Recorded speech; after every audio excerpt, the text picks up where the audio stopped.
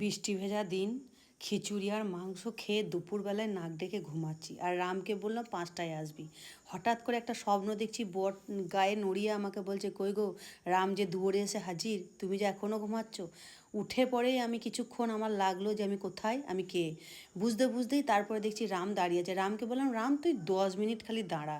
10 minute ও দাঁড়াতে দাঁড়াতেই আমি কাপড়টা চট করে পরে রেডি হয়ে, ওই অবাক, মনাদি তুমি এত তাড়াতাড়ি কী করে করলে? আমি বলছি হ্যাঁ, শুধু কাপড়টা পরে নিলাম। চট করে পরে টোটোতে চেপে, কারণ বর এখন দোকানে।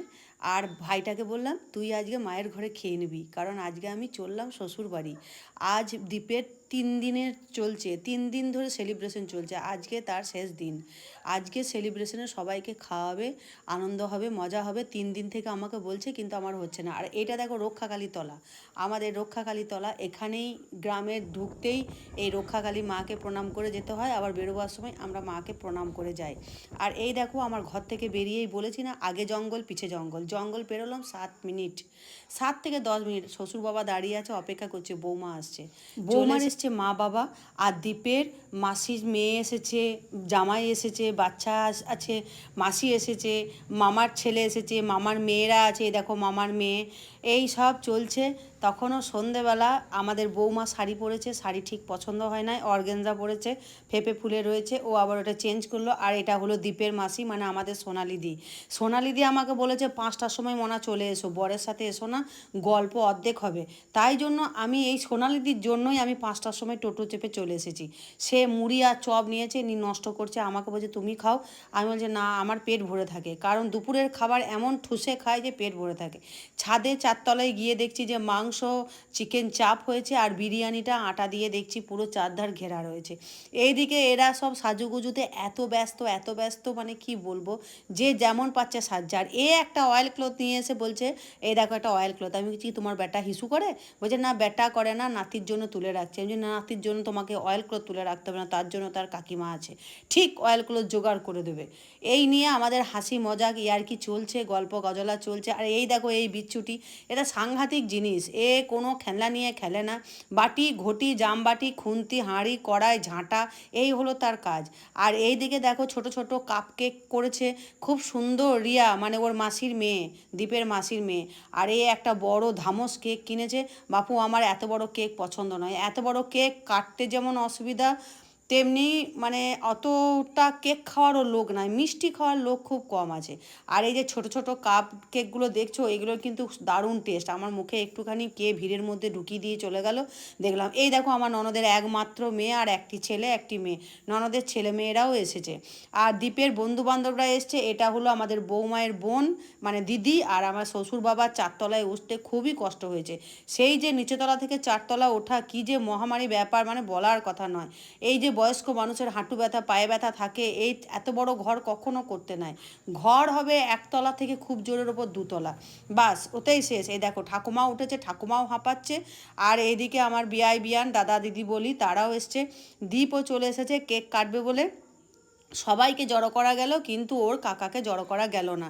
ফোন করে ডাকলাম, কই গো এসো, বলছে হ্যাঁ যাচ্ছি।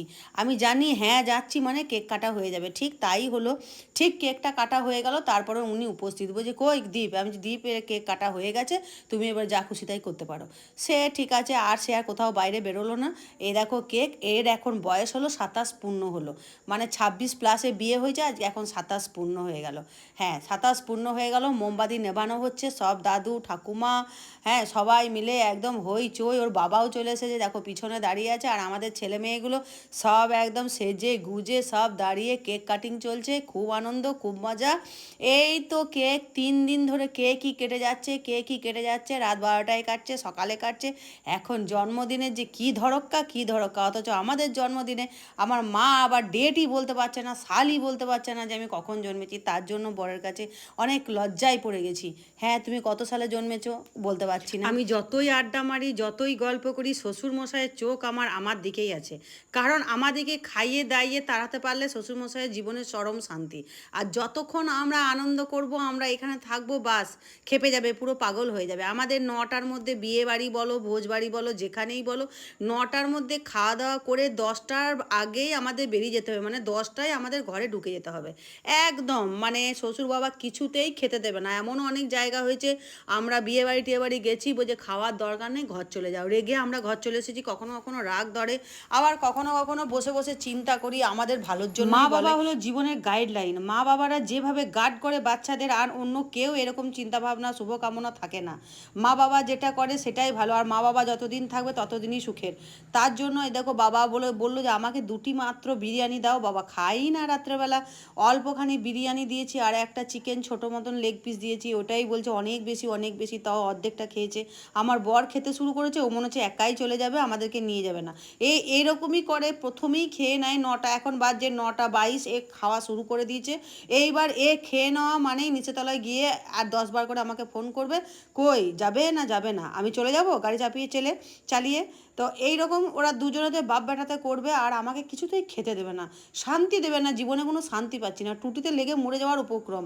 আমাকে এর মধ্যে 4বার ফোন করা হয়ে গেছে, মানে ও খেয়েই ঝপ করে খেয়েই নিচেতলায় চলে যায়, আর নিচেতলা থেকে কন্টিনিউ, এটা প্রত্যেকবার হয়, কন্টিনিউ আমাকে ফোন করতে থাকে, কি গো যাবে, কি গো যাবে। বিরিয়ানিটা অসাধারণ হয়েছে, দারুণ হয়েছে খেতে। এই দেখো, এই দাদাই আমার সেলিব্রেশনে বিরিয়ানি বানিয়েছিল, এই দাদাই আবার এই বার্থডেতে বিরিয়ানি বানিয়েছে।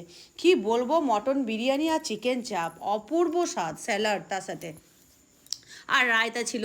এগুলো লাগেই না, মানে বিরিয়ানিটা শুধুই খেয়ে নেবে। এত ভালো বিরিয়ানি বানায়, কিভাবে যে বানায় কে জানে বাপু, বুঝি না। রান্নাটা আমাদের জাগ দিয়ে দাঁড়িয়ে থাকি, বসে থাকি, ও বাবা জাগ দিয়ে বললো আমরা জাগ দেওয়া হয়ে গেছে চলে যাচ্ছি। খাওয়া দাওয়া হয়ে গেল, মনীষা এতক্ষণে হাজির হয়েছে, টাটা।